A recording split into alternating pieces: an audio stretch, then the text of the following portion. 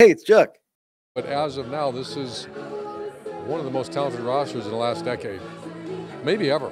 I mean, that's a big statement. They got to play, but you look at the quality of athlete at every position, I've never seen anything like it. And I don't know if I've ever seen that many great players in that building all at once. Every position, every place you turned. And so Ryan's done a great job. Ohio State has done a great job. Let's get it. And I don't think he's going to throw the ball as much as he thinks he's going to throw the ball now that Chip Kelly's on board. And I'm happy about that. More quarterback. The truth is Ryan Day has made a change philosophically, but it's none of those. You all know who wins. LSU is the drunkest fan base in the country. Hey, it's Chuck, and welcome in. Thanks so much for joining me today on it's a good day and a bad day. So the Buckeyes lose out on offensive lineman Jackson Lloyd. Really good offensive tackle from Carmel, California. Big dude. And he was clearly interested in the Buckeyes, but in my opinion, they just got on him too late. He was already really in on Alabama when the Bucs went after him, when Chip Kelly offered him when he was out on his West Coast swing. And that was in the second wave of offensive lineman offers not too long ago. Jackson Lloyd was on campus in Columbus within a week of that offer. So clearly interested in Ohio State, but he was just a little too dug in with Alabama by that time. Bucs did not have a chance to develop that long-term relationship. He came for an official. Official went really well, but he just had his official this past weekend at Alabama, and they were able to close the door on him as Kalen DeBoer and his rookie staff beat out Ohio State for Jackson Lloyd, a kid from California. That irks me. A guy like Jackson Lloyd is a guy that when paired with Carter Lowe and a couple of maybe lower developmental guys makes for an excellent class, even if you lose out on David Sanders. And it's always nice to have an avenue to get to a really good class should you miss out on the big dog of the class.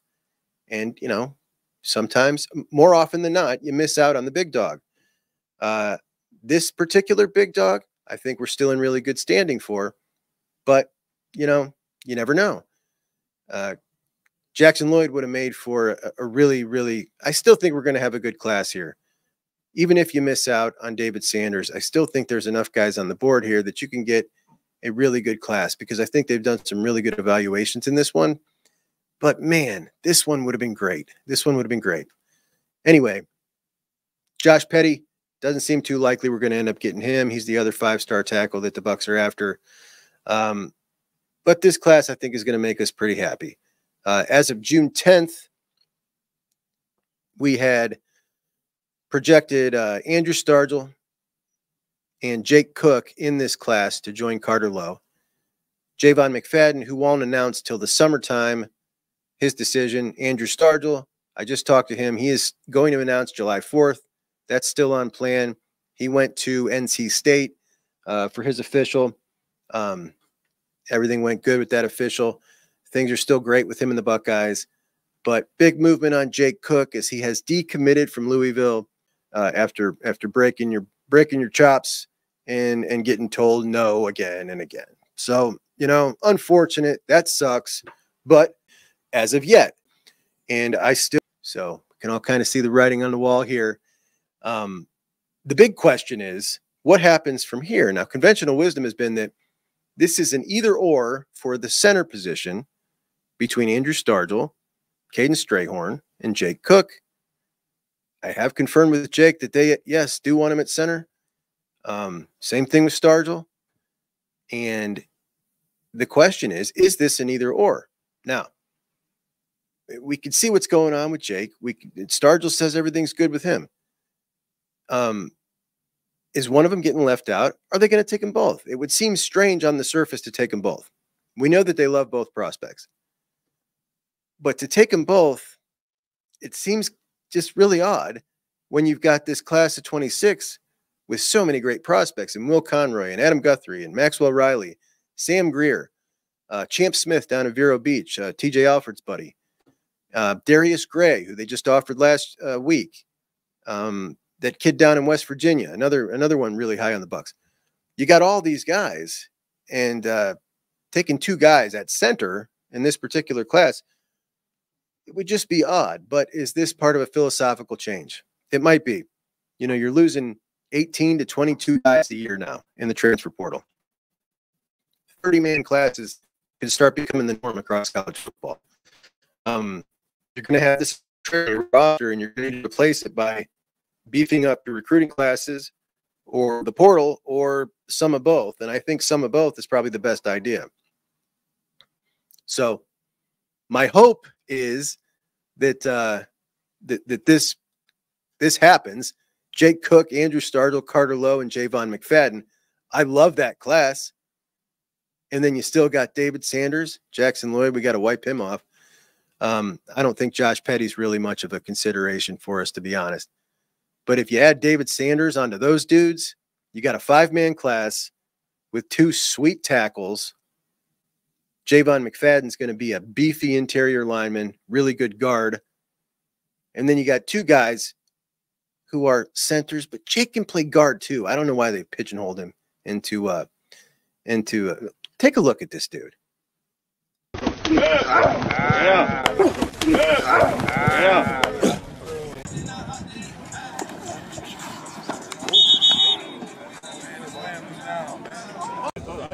Slide it.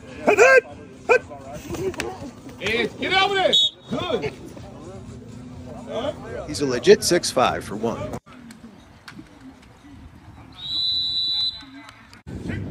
You can see how nasty he is. He's just rude. Quit being so rude, Jake.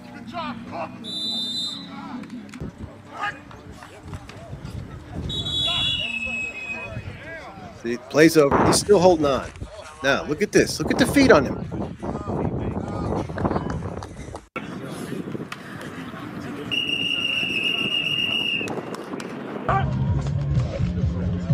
This is from the most recent Ohio State camp. You see, look at his thighs. I mean, the improvement. What's happened today, I think. Wait till I show you a picture of him from a year ago, and everybody's going to understand why when he went down to this camp circuit, this Under Armour camp in Canton over this summer, where he had been, you know, he'd been on the camp circuit for years, and the 1-year improvement. I'm going to pull up here the picture of what he looked like a year ago versus how you just saw him now. There we go, brother. All right. So that's the same dude you just saw mauling guys, right? And now we can kind of understand from 1 year to the next why everybody on the camp circuit was just blown away by what this kid did. A truly awesome story. Awesome story. And looking better and better.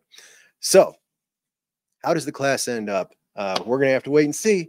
But David Sanders coming in for his official this weekend. And I think it's going to go really good. And I know that he's going to be served a better meal. That's for sure, because that meal looked dreadful. You guys saw it. Anyway, what else do we got to get to today? Ryan Day talked today. So they had a big camp, 7-on-7, and there was maybe like 30 different schools came. Winton Woods came, so Justin Hill was on campus, fresh off his visit to Alabama just over the past weekend, a visit that looked like it went really well. The Alabama folks are feeling really confident. The On3 folks are talking. They might, you know, put their projections into flip nonsense. He's a Buckeye, already back on campus. You know what they said? They said that his mom's been a lifelong Alabama fan. Man, get out of here with the nonsense. Justin Hill, that's a Buckeye. And he was on campus today with the Winton Woods crew. I'm going to find a picture and put that up. He looked amazing. Also on campus with his team, Damian Shanklin, defensive end out of Indiana. And, you know, the big Shank has been kind of an LSU lean. And we'll see what happened there. I think he just went to Tennessee and really enjoyed his visit there. Kid that seemed enamored with the SEC the whole time. Not so sure where we stand with him, but nice to get him back on campus. And a couple other big-time prospects on campus today as well. But Ryan Day talked to the media afterwards, and Ryan Day had a couple of interesting things to say.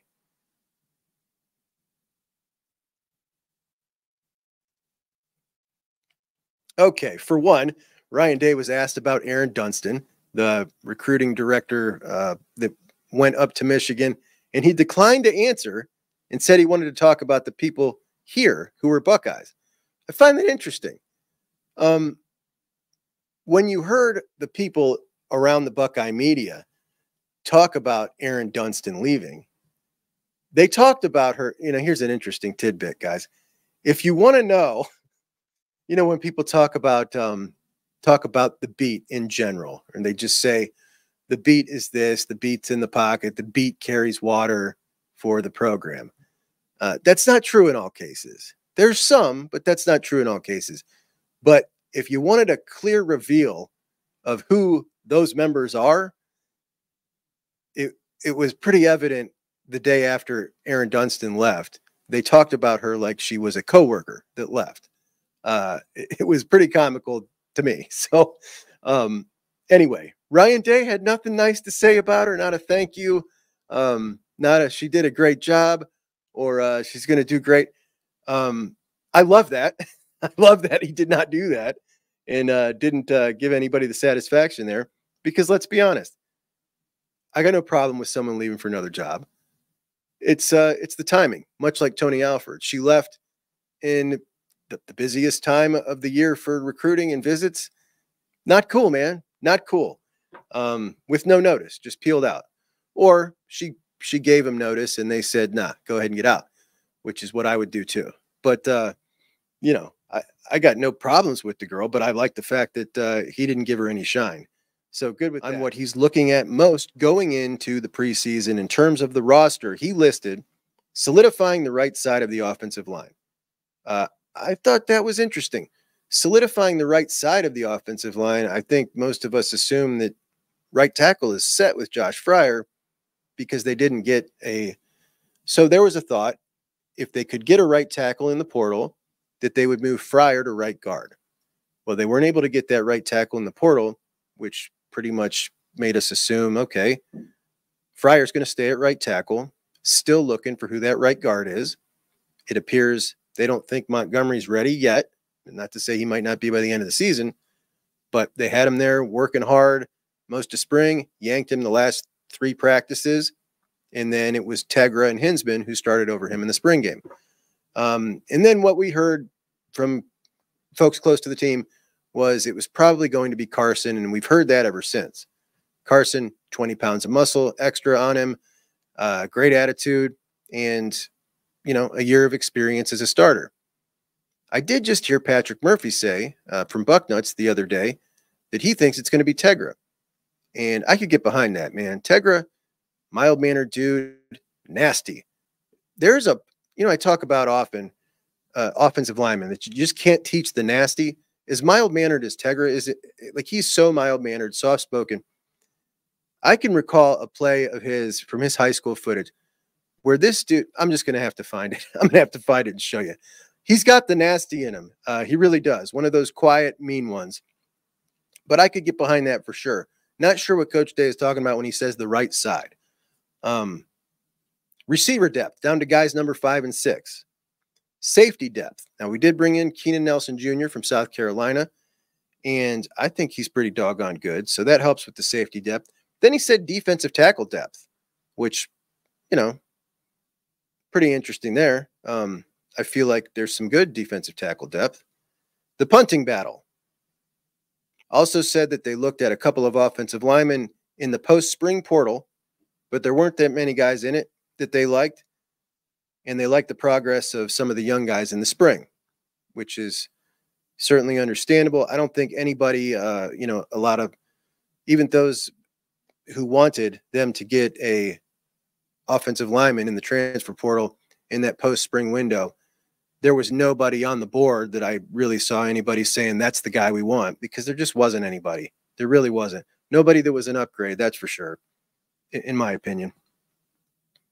Anyway, maybe the most interesting thing that came out of this little snippet of Ryan Day, well, there was 2. So the first one was Caleb Downs at running back. All right, so Bill Landis asked about running back depth behind Trey Henderson and Quinshon Judkins. And Ryan Day brought this up himself, said that he talked about it with Downs when they were recruiting him, that They looked at him at running back a bit in the spring. He said he's still the starting safety, but Caleb is interested in this. Quote, Caleb enjoys that part of it, and we agree it was something we did agree it was something we would do. We'll see where it goes. Maybe hand him the ball a little bit in the preseason. I know he enjoys having the ball in his hands. All right, so this is something they agreed upon when they brought him in, when they were essentially recruiting him to choose the Buckeyes in the transfer portal. I'm assuming, right? And that means Day's going to stick with it, which means that the guy that you guys are all telling me we can't risk possibly returning punts, they've agreed upon letting him run the ball. So I don't want to hear about the punts anymore. Let the man return punts. But I want Caleb Downs with the ball in his hand. That's great. However, you know, I do want to see James Peoples develop. Like, he's the actual running back. Obviously, Quinn and Trey are going to get theirs, and then you got James Peoples. I want to see TC Caffey get some carries. Of course, I want to see Caleb get some carries. I want to see him with the ball in his hands. I'd prefer if it was as a specialist. But yeah, I want to see him with the ball in his hands as much as possible. And I'm telling you, that's the quote. Caleb enjoys that part of it, and we did agree it was something we would do. We'll see where it goes. Maybe hand him the ball a little bit in the preseason. That shocked me. That shocked me quite a bit. All right, what else we got going on today? Whole bunch of offers went out yesterday at camp. Here's some of the most interesting ones that I did want to show you guys. All right, so check this out. Here's my guy, Mello. Do I have that quote here? I don't. Yeah, that's not it. I got the wrong one. Well, I might as well just read this. Des Jones is the best route runner in America. That's a fact. And Quincy Porter is my second favorite wide receiver in the class. He has also been on the Quincy train along with me the entire time here. And you know, I'm extremely high on Des. Another one of these New Jersey guys that was totally overlooked, and we reaped the benefit as it was really only Penn State in on him. He was strongly considering going to Penn State, and as soon as we got in on him, it was a wrap almost immediately, which is a beautiful thing that we do Penn State like that now, because it wasn't always like that. But I do, might as well keep talking about this while I got it up. General Chrome thinks DeCorian Moore and Jamie French are both going to Texas. You know, it certainly seems like DeCorian Moore is, and I would not be surprised at all if Jamie French ends up there, or if Jamie French is, you know, somewhere else. I would be surprised if he was at Ohio State. That's the only thing that would surprise me about Jamie French. Okay, well, I got this rolling. Eric from Kokomo, this is my buddy here, said all these wonderful comments saying you're the best podcast, and I agree on most stuff except for today. Grambling? Really? Only people who would be happy about playing Grambling are the fans who watch the halftime show. That's it. If I want to play anyone we can defeat easily, like 70-0, it would definitely be an Ohio team I'd choose to crush. At least the monies are kept in the state, right? I agree with you on that. Grambling, I should smack you on my computer screen. Listen, there's no need to get violent. I think you misunderstood me. At least this is what I intended to say. I don't know if it came out right, but here's what I mean. If we're going to play a crap team like UConn, right? And my first preference would be to play a better team. But if you're not going to play a better team, then an in-state team so you can keep the money in-state. But if you're not going to do that, I like it going to an HBCU, giving those guys the opportunity of a lifetime. You know, the schools in the MAC, they get to go every year play at a Big Ten school for the most part, or a Big 12 school sometimes. But they get to go play at the HBCUs don't. And I think that is really cool to give them the opportunity if you're not going to give it to an in-state school. I would prefer that for sure. I would prefer much better matchups all the way around.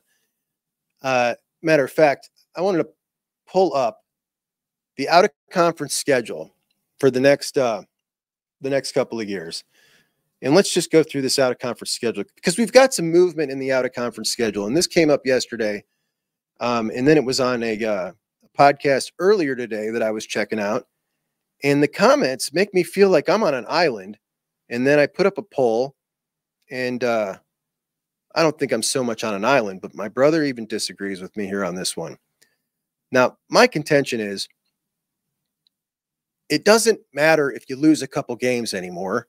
So I want the most exciting games possible. And I don't like constantly doing everything, finagling everything, with the only thing in mind being making the playoff or getting the better seed in the playoff. I want exciting games as many times as we can have them throughout the year. So I don't want to play 2 total cream puffs. Now, the poll I put up was this. What would you rather have? 3 total layups, talking about the 3 out-of-conference games in the beginning of the season. 3 total layups. That was option 1. Option 2 was 1, we'll just call them Texas in this circumstance. 1 Texas and 2 total cream puffs. 1 Texas, 1 total cream puff, and 1 like a West Virginia or a Oklahoma State. Now that's the one that won. That's what most people want. I think that's what won. I mean, I'll have to go double check. That's what I think would be the best. So you play one really good, like a school like us. Well, nobody's quite like us, but you play a really good school. Then you play kind of an exciting game, a team that you usually will have overmatched. And then you play an in-state MAC school. I think that would be the ideal scenario. But a lot of people want to play 3 absolute cream puffs as well. And some people want to play just 1 good school and then total cream puffs. I just can't ever get behind that, man. And I know that the SEC plays a garbage schedule compared to us out of conference, and they only play 8 conference games. But wouldn't we rather raise them up to our level? I mean, keep in mind, this is going to be a pact here moving forward at some point that the SEC and the Big Ten are going to have similar schedules here going forward. This is not going to fly forever because the agreement and the way they're working together, it would just seem to make sense that at some point their schedules are going to mirror each other in a lot of ways. And we know where we're marching towards anyway. And I want them to raise theirs up. And I don't want to drop down to their level just for the sake of the playoffs, because let's be honest, man, whether we play a big out of conference and then a West Virginia and then a MAC school, or we play 3 total cream puffs, you can lose that out of conference game against the big dog. You're fine. You're absolutely fine if you're Ohio State. I cannot see that keeping us out of the playoffs in most scenarios, even if we lose a single conference games. If you lose 2 conference games and you lose your big out of conference game, you don't deserve to be in the playoffs anyway, and you're probably not going to do well. So in that particular scenario, I don't care if we miss the playoffs, if we lose 3 games. We didn't deserve to be there, and we're not good enough to win the national championship. I also dislike the singular focus on nothing but the national championship, totally disregarding the fact that we're college football fans because we love college football Saturdays and we love big games and we love fun. It's not all about the damn playoff. That's what I'm saying. That's my point of view. Anyway, where was I going here? The schedule. I was going to read you the out-of-conference schedule because this is just absolute dog crap. All right, it's 2024. We know we have the University of Akron, my Zips, the first sacrificial lamb of the season, then Western Michigan, then Marshall. 2025, Texas, Grambling, Ohio. 2026, Ball State, Texas, Kent State, so 2 MACs. 2027, Alabama, Bowling Green, New Hampshire, Ryan Day's alma mater. And Bowling Green, garbage. 2028, Alabama, Buffalo, Northern Illinois, garbage.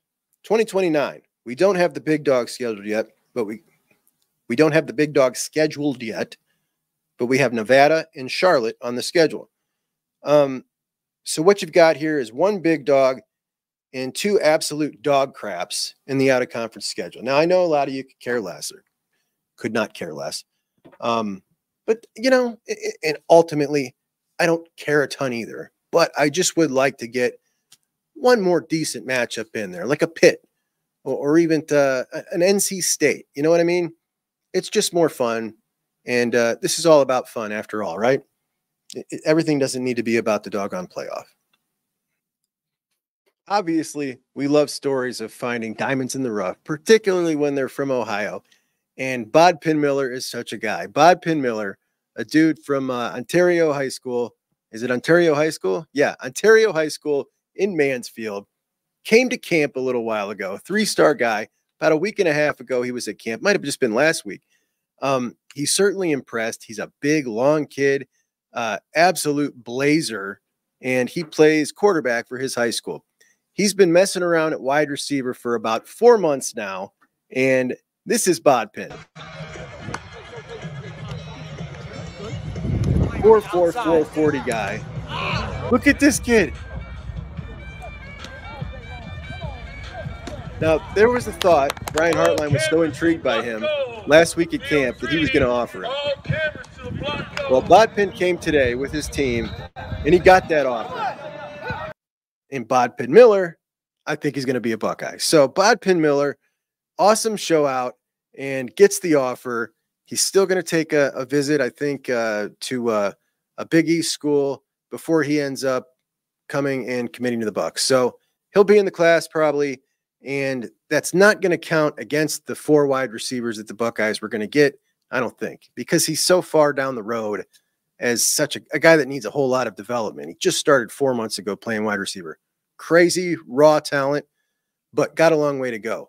And it's not going to scare anybody off. You know, a Vernell Brown or a DeCorian Moore or a Phillip Bell or David McCutcheon, not going to be scared at all about depth with this guy because they know in their mind they're going to be heading off to the NFL or starters at Ohio State in their final year because everybody thinks they're going to the NFL in 3 years at that age when they're that highly rated. So Bodpegn Miller not going to scare them off. Still going to go for 2 more receivers after him, in my opinion. Is it going to be Phillip Bell? We saw the crystal balls come out yesterday. We know he has a visit to USC. That's his final official. And he knows this, you know, he's supposed to declare in August, and the class might fill up. He might lose his spot. So could it be coming soon? I don't know. I kind of hope so. He's growing on me the more I watch of him. But let's go over the running backs. So you got Bo and you got Isaiah. Jordan Davison. Jordan Davison said that he is looking for a school to separate itself. He just said that his final official is at Ohio State this upcoming weekend. I think that kind of tells us something. That and something Coach Carlos Loughlin put on Twitter the other day. It seems all signs are pointing that Carlos Loughlin is going to pull this off and get Isaiah West, Bo Jackson, and Jordan Davison in this class. I'd put my money on it. Brody Lennon, he's going to announce next week. That is the second tight end of the class. I think he's all Buckeye as well. Bodpegn Miller, of course. I think Jake Cook is now in this class, which brings us to the real sticking point here, which is it first come, first serve? And is Andrew Stargelo waiting too long? He got his offer. He took his official. He's scheduled to announce on July 4th. Took his NC State visit last week. Now, he says that the staff is fine, waiting and let him taking his process. But that does not mean that they won't fill up before he takes his time. So I really hope that's not what happens. I would love to see Jake Cook and Andrew Stargelo in this class. Jake Cook's versatile, but they do want him at center. They also want Stargelo at center. You know, it's one of those sticky situations that you got to deal with in recruiting and in life. Decisions come at you fast. I would sure hate to see either of those two get left out on a numbers crunch when you've got a lot of numbers to play with, I think. You're losing now 20 guys a year. I don't expect that to change. You have to replace that with either bigger recruiting classes or more transfer portal. Plus, you got a lot of guys leaving next year. I think we're going to start seeing closer to 30-man classes as the norm across college football. And if you're going to take an extra number here or there, I think you guys probably agree with me. Let's make it on the offensive line. You know, the more bites at the apple we have at the offensive line, when it's such a crapshoot of a position, who's going to develop, and who's not. I want the nasty, mean guys that have the raw ability and the drive and desire, and I think both of those guys do. So I would hate to see one of them left out of this class based on numbers. But, you know, sometimes that's the way it goes, man. Buckeyes come calling, and, you know, get in the class, man. Get in the class. Anyway, what's next? Oh, let's check out Coach Locke here. Coach Locke says this regarding Jordan Davison. My favorite football player rap album and basketball player as a kid. The phrase power of three typically refers to the concept of tripling something or the idea that the number of three having significance or power in various contexts. So, Bo Jackson, Kanye West, Michael Jordan, or Bo Jackson, Isaiah West, Jordan Davison. Little foreshadowing there. I think Coach Locke knows he's got him. Also of note, Byron Lewis, his official visit canceled by Ohio State, another running back that they were in on. Shakai Mills Knight, it was thought that he may come, that's a running back out of Memphis, and have his visit. That's been called off as well. So are they not wasting time and money and everybody's resources, time, money, and effort bringing these guys up here because they know something? I think so. I think Jordan's a done data, and we're going to find that out shortly. I think all those guys we just talked about, we're going to find out shortly. They're in the class. I think we're on our way to a 28, 30-man class, and we're going to win the recruiting crown. That's what I think. Now, David Sanders next. Still irritated about Jackson Lloyd, man. Really wanted him. While we were talking about linebackers, can we just go over real quick the top 15 guys in Ohio for next year? So as we take a look here, Maxwell Riley, rated the #1 lineman, has his Buckeye offer. Sean Alston was in camp. Sean Alston, running back out of Paynesville, and he is, you know, he's a very highly rated back. We're talking about a top 50 guy. Doesn't have his offer. I got to be honest. I kind of agree. I don't see it in his film, and we'll watch it at some point. Vic Singleton and Rock Hill, obviously these dudes, top priority, two excellent cornerbacks. But number 5, well, let's go to number 6. Sam Greer, obviously a huge target. Sam was in town last week. He's fantastic. And there was a mix-up there. So Sam said there was an 11 Warriors interview that aired, and Sam said that he would be committing at the end of the summer, which I got a couple texts about.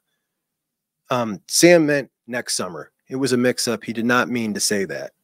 But number 5, Sincere Johnson. Now, Sincere is dude out of Glenville, 6'3", 225, absolute stud. Obviously, as you see there, top 120 prospect. Doesn't have his offer yet, which surprised the heck out of me. I thought for sure he was going to get it on this last camp. Didn't get it. So, obviously, I trust whatever the heck James Laurinaitis is doing implicitly, but it did surprise me. And, you know, they were talking about him on another show last week, talking about his size and how they think he might end up being a defensive end. And, you know, who knows? He might be, but he's listed here at 225. He's currently 225. He told me he's currently 230. He said he's going to be playing at 215. He's carrying dirty weight. But he plays at 215 as of now. So you look at a guy like Arvell Reese, his buddy and former teammate. He's plenty big, 240-ish, and he's still playing linebacker. So I don't really see that, but I'm not quite sure what the deal is. But as we were talking yesterday about Nathaniel Owusu Boateng out of IMG, who is most likely a Notre Dame guy, we were talking about the linebacker class of 2026, which is excellent. And Tyler Atkinson was brought up in the comments by my buddy Mello, who is, look, Tyler Atkinson is amazing. So this is Tyler, 6'2", 205. So obviously, as you can see there, a top 10 prospect, 5-star backer. And this guy's first step, I mean, his speed in general, just insane. So I said I'd go ahead and pull him up on the show. If you haven't seen Tyler Atkinson, this is a guy we're after next year. Going to be a tough get because Georgia's all over him. Let me make myself smaller here so you can see the full screen. He's violent, he's wild, and he is so fast. Look at that first step, and then the violence. Just nasty.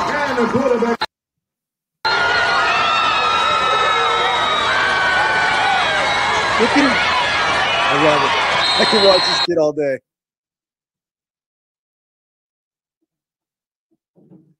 I mean, the hands, the vibe. Look at this guy. Dude, please, please, James. Please.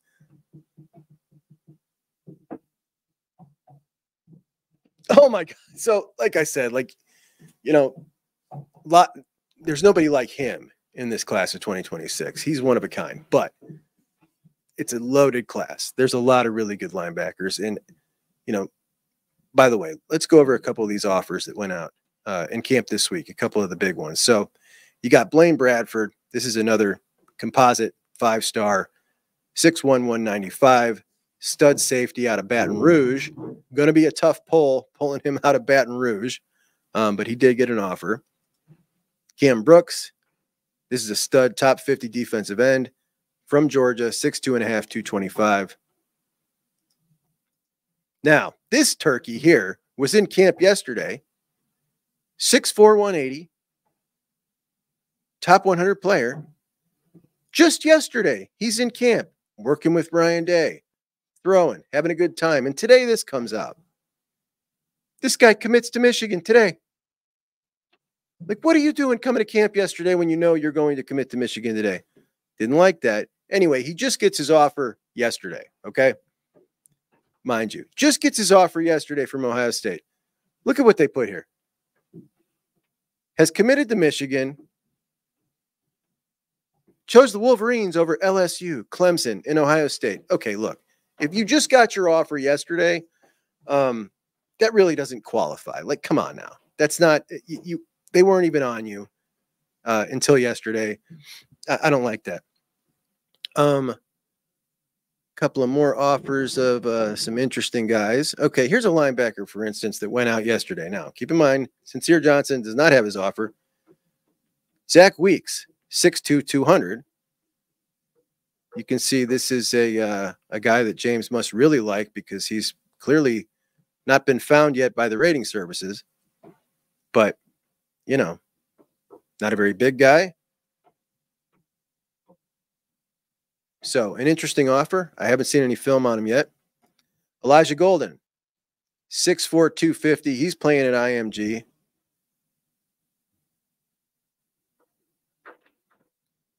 This is going to be a big body in the middle, and nice to get on a guy like this early. Jeremy Kinsler, 6'7", 260, out of Bergen Catholic.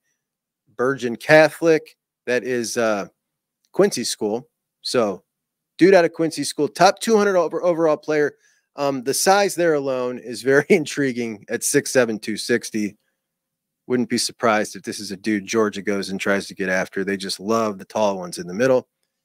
Siderian Morgan is very heavily a Bama lean, a stud wide receiver, top 150 guy. But we'll see how bad Heartline wants him. I don't want to lose another recruit to Alabama, man. I'm telling you, I want to stick them bad. Oh, Cam Brooks. We already went over him. This one, Caden Prothro.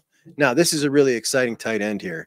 5-star tight end, Caden Prothro, 6'6", 210 out of Bowden, Georgia. And we are just rating Georgia consistently. I absolutely love it.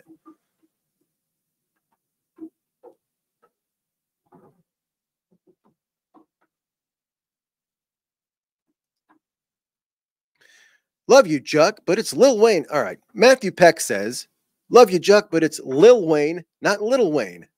Listen, I have a hard time saying Lil Wayne. It's just not me. You know what I mean? Like I can audibly speak the words. I can pronounce Lil. I had a hard time with Lil Jordan Humphreys. Remember Lil Jordan Humphreys, Texas wide receiver? I just have a hard time saying that. I feel like a child saying Lil. So Little Wayne is how I'd prefer to say that one. Brandon Finney. Brandon Finney has his visit last week with the Buckeyes, just this past weekend, and he is going to announce next week. So, what are we to think here? Not quite sure. I don't know what his plan is if he has another official visit coming up this upcoming weekend. But you know, just had his visit at Ohio State, and now he's coming out and saying that. What are we thinking? Let me know, guys. Let me know in the comments while you like the video, please. You guys are the best, man. You guys are the best. What else we got going on here today? The Bucks may need to find a replacement for Naeem Offord. He looks damn good in green and yellow, says King Kizzle. King Kizzle, one of our resident Oregon guys. And this is what he looks like in green and yellow. Of course, I'll tell you what's irritating me, guys. Everybody's wearing the blacked out visor for their pictures recently. We can't even tell who's who. Why are you guys doing that?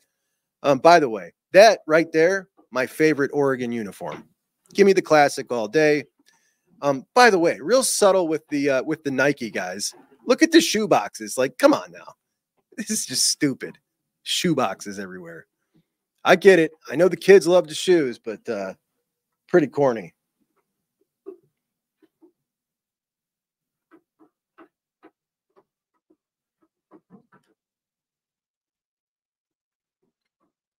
Oh, check this out. All right. So DeCorian Moore was at Texas last weekend. Trey McNutt at Texas A&M. Now, I don't know if this is a thing that exclusive to Texas, right? Or something that's very popular. But check this out. Now, we've gone over a lot of these different official visits, the photo shoots that they're taking at these official visits, and we've seen all sorts of different cool things, unique ideas. Have a look at DeCorian Moore in this particular photo set at Texas. Okay, he's got his ball cap, not a ball cap, but what is this, Stetson? Is that what you call that? I'm not too hip to Western stuff. But he's got that on, the little tip to the cap there, a cool looking pose. And now let's see Trey McNutt on his visit at Texas A&M. But what? It's the same doggone thing. Are you kidding me? Like, this makes no sense to me. Out of all the million things we've seen, how do they have the exact same thing? Two rivals, nonetheless. Interesting. Very interesting. This popped out on Father's Day here. Happy Father's Day to the guy on the left for owning your son on the right. And would you look at that? Would you look at that top one? That's really something, isn't it? Really something. It really irritated me. All right, guys, this show sucked, man. Sometimes I feel it, sometimes I don't. I didn't feel it today. I'm sorry. But yeah, I feel like this show is not so great. And, I promise I'll do better next time. All right, interesting bit of news. So I'm just hopping on here because I'm about to go on Sports Chat 503 to talk to my buddy Ryan out at the Oregon channel for a live show talking about some Buckeyes and some Duckeyes. And word just came out that Elijah Griffin has decommitted from USC. He's a superstar edge rusher, 5-star guy out of Georgia, been committed to USC for a while.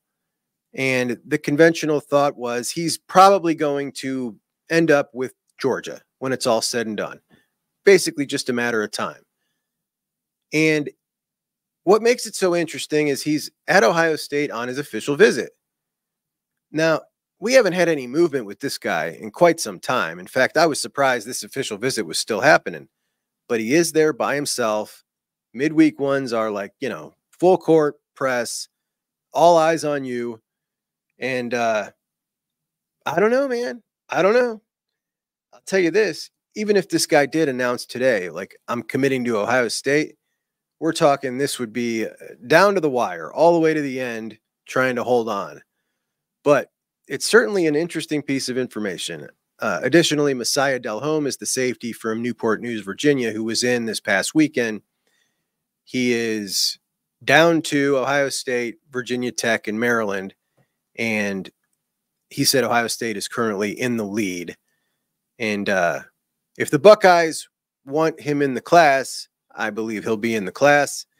But I think they are holding off on that till they hear a little something else. Anyway, I think that's all we get. Let me play you this before I go. Talk about heaping on the pressure. Guys, listen to what Herbs and Jimmy T had to say. But as of now, this is one of the most talented rosters in the last decade, maybe ever. I mean, that's a big statement. They got to play, but you look at the quality of athlete at every position, I've never seen anything like it. And I don't know if I've ever seen that many great players in that building all at once. Every position, every place you turned. And so Ryan's done a great job. Ohio State has done a great job. I mean, first off, amazing praise. Maybe the best ever. The thing that's so great is you can just see in their faces how sincere they are. They've never seen this much talent compiled on one football team. It's apparent in their faces. Urban says it. Tressel's face is just blown away. And it's pretty exciting to see that. So what do you think? Is this the most talented Buckeye team ever? Urban certainly thinks so. Jim Tressel's never seen that many talented Buckeyes in one place. Pretty exciting to think about. Pretty exciting to think about. And again, I'm not someone who does a countdown to the season, but it feels a million miles away, man. This is taking forever. I've never had a longer off season than this one here. I've never talked about and read so much and listened so much in my life, because now I constantly have to be coming out with, developing a show, and it's just made it all the more longer. It's always long, but this just made it all the more longer. So it can't get here soon enough. Anyway, guys, that'll be all. I hope that you join me when you see this. Would have been last night. I hope you joined me last night on the show and said hello. If you didn't, maybe go watch it in the replay. Sports Chat 503. And maybe that's an area code. I don't know. I'll have to ask him while I'm there. I got quite a few questions to ask him. I'll let you know what I'm going to ask him here. I am going to ask him about any freshmen that might play. I want to ask him about the rivalry with Washington. How serious is that? And I'm running out of time here. How vicious is that rivalry with Washington? And it also feels like the trend with our rival, where Oregon has kind of, been in the commanding role of that rivalry for quite a while. And then just the last couple years, Washington kind of pops up and they end up in the national championship last year. And now all of a sudden their head coach is gone and they're headed straight to the toilet, while Oregon is right there in the hunt for the national championship.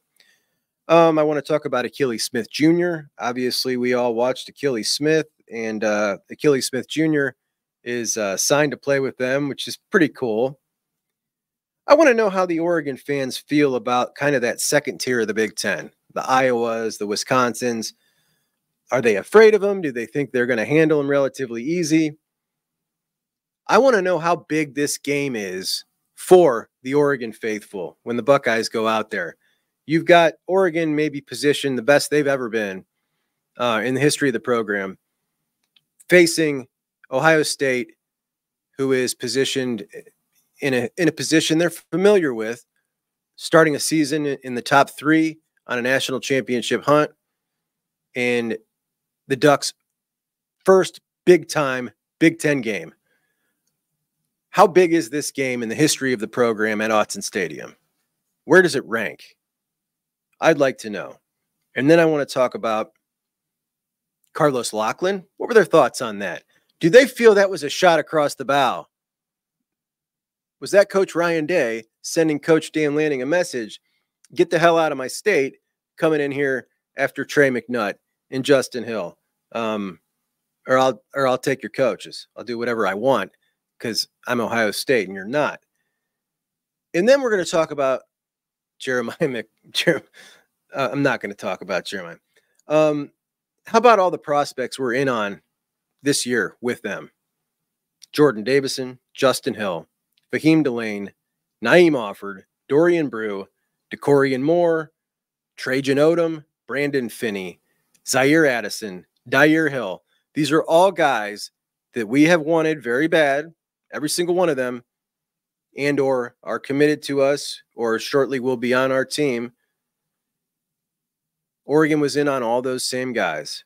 They've got Zaire Addison and Dyer Hill signed with them. Dyer Hill, tough to say we were really in on him. Carlos Lachlan offered him when he came over. It didn't really go anywhere, and he ended up signing with Oregon, where he was probably headed anyway. So tough to count that. Zaire Addison is a lineman out of Florida that we offered in the second wave of offers. We call it the flurry that happened about 4 weeks ago. And that's a guy we really wanted.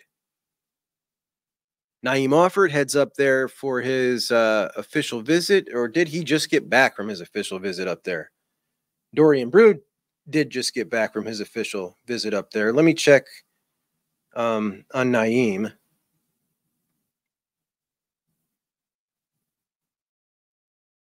Okay, Naeem already had his visit up there. Naeem, Dorian Brew, and Jordan Davison were all up there last weekend. And then this upcoming weekend, Brandon Finney, who we just talked about earlier in the show, is going to be making his announcement next week. So he's going to visit Oregon last. Also, Justin Hill will be there. After Alabama last weekend, Justin Hill will be over there at Oregon this weekend, as will DeCorian Moore making his final visit. So Justin Hill, DeCorian Moore making their final visits up at Oregon this upcoming weekend, as is DJ Pickett, 5-star corner, and Jonah Williams, 5-star safety, and Dallas Wilson, who's an excellent wide receiver who's already committed to them, and Keelan Russell. Keelan Russell was signed with SMU. He is DeCorian Moore's quarterback at Duncanville in Texas, and he just recently flipped to Alabama, which was a huge flip for Kalen DeBoer in Alabama, and I did not know he was heading up to Oregon to check them out. But I believe he'll probably stick with Alabama.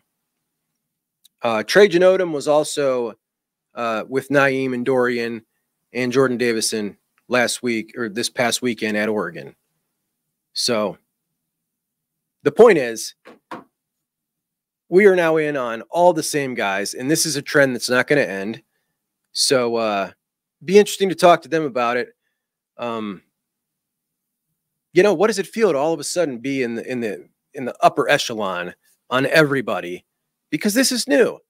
They were in on a lot of top-notch guys here and there, and it increasingly got more and more under Mario Cristobal, but now it's just everyone. They're in on every top guy, and nobody's turning them away. And that's saying something when we talk about the disadvantage that they've always had to deal with, which is the geographic disadvantage. They're very far away from all the people they recruit. But there are certain things that can overcome that. And they are well positioned to offer that certain thing, which is dineros, dollars, American dollars. And that's part of it now. You know, I'm not knocking them. That's part of it. They're using it as they should. So anyway, hope you guys watched. If you didn't, well, you know, go check it out. But regardless, thank you so much for watching right here at Juck on Bucks, your show for the real Buckeye fans, the 0.002%, the locked in, the dialed in, the best of the best. That's you. Appreciate you guys. I'll talk to you soon. Juck on Bucks out.